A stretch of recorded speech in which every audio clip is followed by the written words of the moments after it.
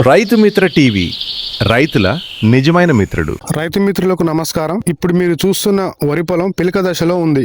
అంటే ఒక మొక్క నుంచి అనేక పిలకలు వచ్చి పొలం నిండుగా పెరుగుతున్న దశ ఇది. ఈ దశలో వరి పంటలో చాలా ముఖ్యమైనది. ఈ సమయంలో సరైన పోషకాలు, నీటి నిర్వహణ మరియు పురుగు వ్యాధి నియంత్రణ చేస్తే మంచి దిగుబడి సాధించవచ్చు. ముందుగా పోషకాల గురించి మాట్లాడుకుందాం. ఈ దశలో మొక్కలకు బలంగా పెరగడానికి నైట్రోజన్ చాలా అవసరం.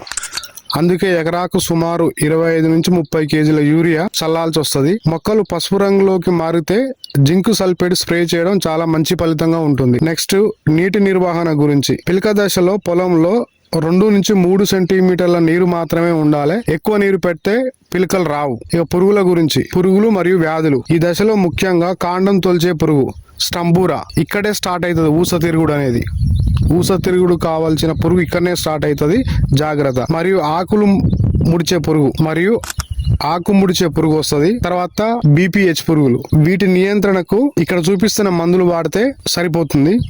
కొన్ని సార్లు షీత్ బ్లైట్ అనే వ్యాధి కూడా వచ్చే అవకాశం ఉంది. దానికి కూడా ఇక్కడ మేము మందులు చూపిస్తున్నాం. ఈ మందులు వాడితే సరిపోతుంది. ఈ దశ చాలా ముఖ్యమైనది.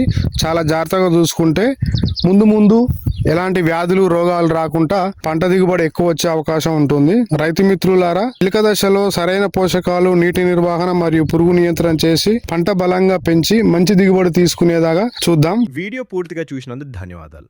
మీకు ఈ సమాచారం ఉపయోగపడితే దయచేసి మా ఛానల్ను సబ్స్క్రైబ్ చేయండి. ఈ వీడియోకు లైక్ చేసి మీ రైతు స్నేహితులతో షేర్ చేయండి. మీ పంటలో ఏమైనా సమస్యలుంటే కామెంట్లో రాయండి. మీకు సరైన పరిష్కారం చెప్పడానికి ప్రయత్నిస్తాం. ధన్యవాదాలు. రైతు మిత్ర టీవీ.